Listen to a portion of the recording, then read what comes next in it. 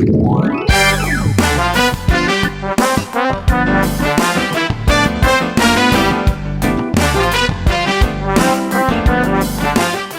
would like to welcome all of you in our second virtual meeting, and I hope you are all safe. Happy. I have all the respect that goes out for all of you for your participation, and I'm sure that your participation is valuable as we are trying, to shape the future of the online teaching and learning around the world. So it's a very enriching experience. For those who are participating for the first time, my name is Sami Bashar, Bisha, and I'm representing the American University of Sicily. I don't have to repeat that, but proudly I always say that Sicily is the most beautiful piece of land on earth. So I hope our next meeting, we will invite you to come and visit us here in Sicily. Many of the participants in our first meeting expressed their interest to further the discussion. So in our second meeting, we want to, as I mentioned in my email, to capture a snapshot of what is happening internationally with the transition and share example of effective practice used by participants.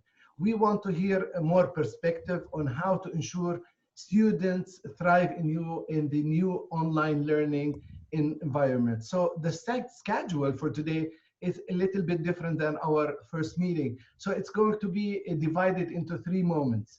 Our first moment has already started, and we will continue with 2 more interventions, very brief interventions. Our advisory board member, I would like to thank him for his continuous support, for his generosity, Professor Gregory Light. And today I have invited personally through a friend of mine in Lebanon, a master student, Rana Khouri from the University of the Holy Spirit, the Catholic in Lebanon, who won the a prime, and I will be talking about that later. In our second moment, we will be giving voice to contribute and share examples of effective practices by dividing ourselves into different Zoom rooms. So to give possibility to all to share, to talk, to get to know each other more. And it's a great opportunity, I think, that we are connecting from different parts of the world. And that is one of the good practices, is that we can invite people for our classes for 5 minutes to share their experiences with our students. Then the final moment will be when participants are brought back to the main room for sharing practical solutions and discussion. I would like to thank you for this invitation first, and it will be a great pleasure for us as USAC to participate.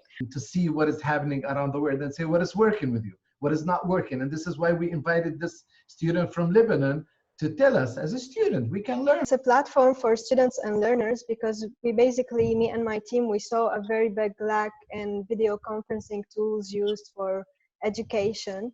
And so we decided to create a platform that's a bit more collaborative and interactive for both the students and the teachers. And it's a whiteboard where the teacher can write on the board and it will update in real time for all the participants, just like they can do in a real classroom. We also did a small surveys to make sure that everyone is on the same ideas as we are. And basically, most students prefer real classrooms because they prefer the interactivity and the collaboration it brings. Well, thank you, Sami, and thank you for inviting me again to this wonderful meeting. It's wonderful to see everybody. I'm also delighted to actually follow on with what Rana was just saying. My background is I'm a professor of learning sciences, focused in higher education, professional education. So most of my research and publications have been around student learning. Just before I start, I just wanted to share an experience I had that became a project for my center. I was the director of the Center for Advancing Learning and Teaching at Northwestern University for 15 years. And about 10 years ago, our School of Continuing Studies decided that they were going to put all of their courses online. They focus on a lot of professional students at all levels, master's level and undergraduate level. But a lot of their students were part-time and they were distributed across the country. So they decided they were going to put their courses online and make a major effort in this. They did so, and after a couple of years found that they had major problems, which was primarily dissatisfaction from both the students and the faculty. Everybody seemed to hate it, basically. They invited our center to come in and evaluate the program. And the takeaway we found after evaluating it for quite a while was that their focus was on content. Entirely, picking up some of the themes that Rana was just saying, they basically were just putting content online and expecting their students to learn it in a kind of acquisition sort of mode.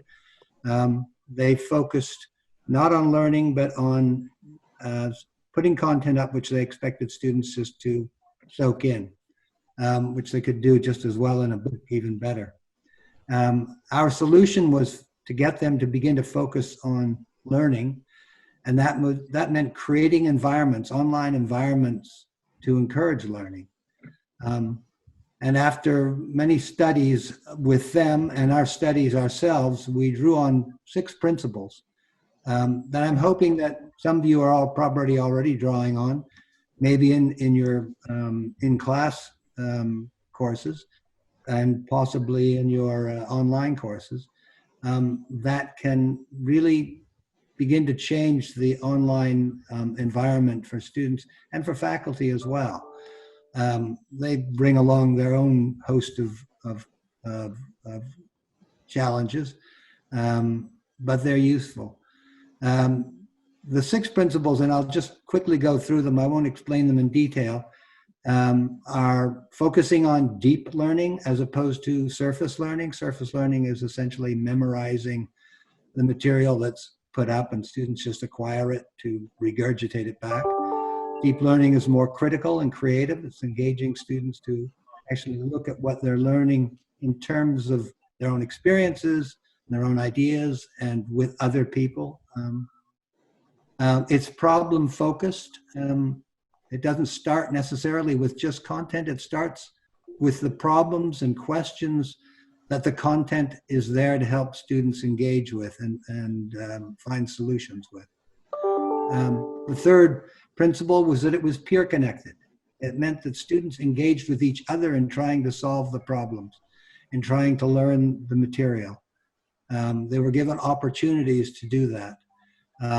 And those peer, ideally the diversity of that peer interaction enhanced it even further. The more that you diversify the number of peers in which students engaged with.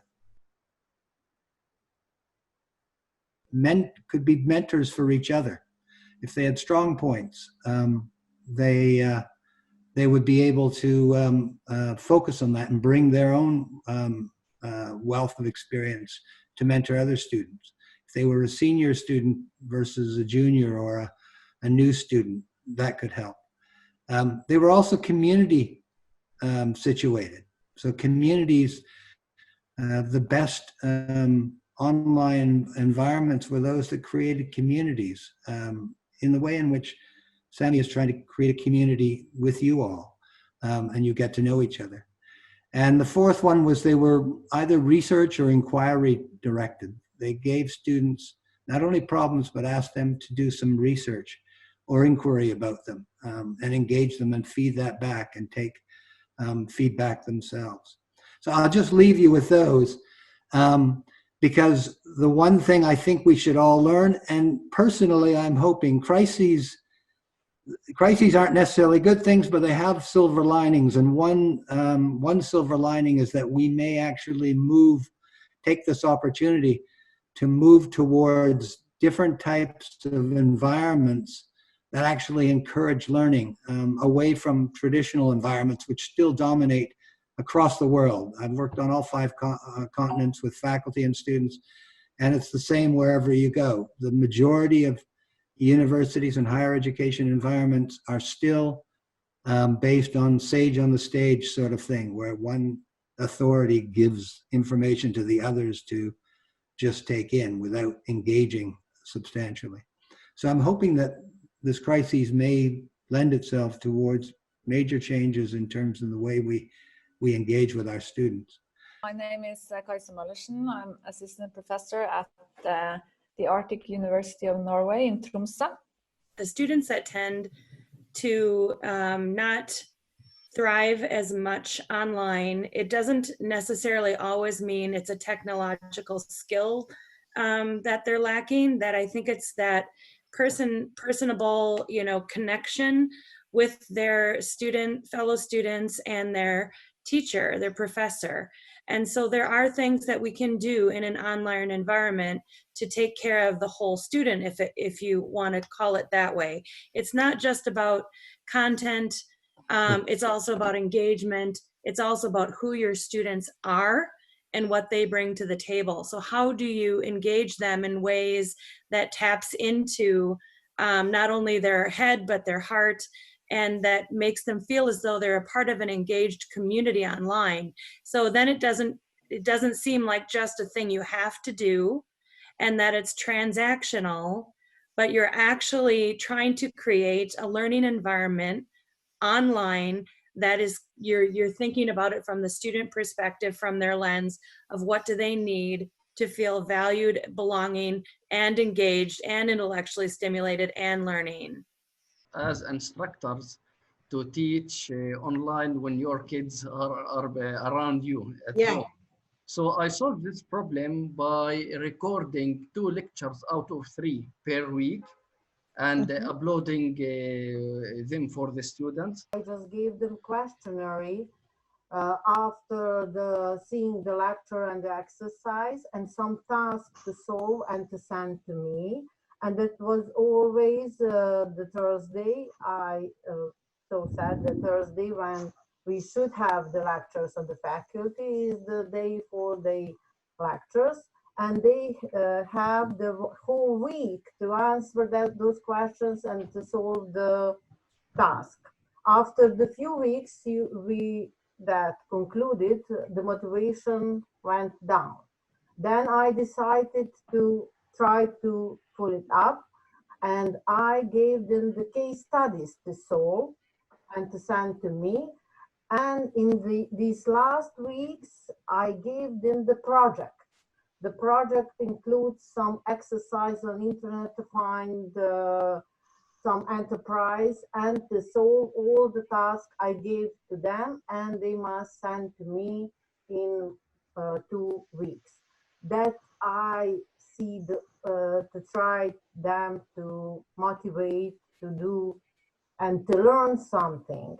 I think that will be the quality that nothing will change the lectures on faculty, but in some kind it improved online learning. I think short trainings with just technical, motivational, psychological, maybe even, would be one of the aspects that I think probably we have missed in this transitional period. We have been looking at the issue of cost, because the data is very expensive in Zimbabwe.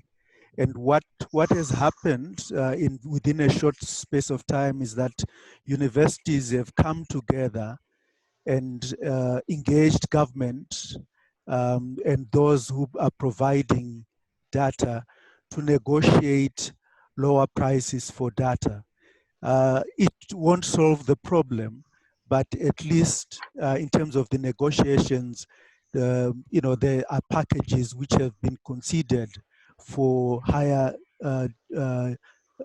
learning institutions. As for me, I found out that it is a very good time to explore, to find new programs, to study about the Zoom program, to learn more things about these systems. The student likes the online platform because some of them, they work. This is an opportunity for them to stay home and work and earn money and study whenever they want. The main challenges that in the group have been found are bad infrastructure, especially for developing countries, and no instructions for the teachers because the change has been so sudden. So teachers and students have been challenged by this very quick passage. And then there is no legislation for teaching online. So there's no regulation.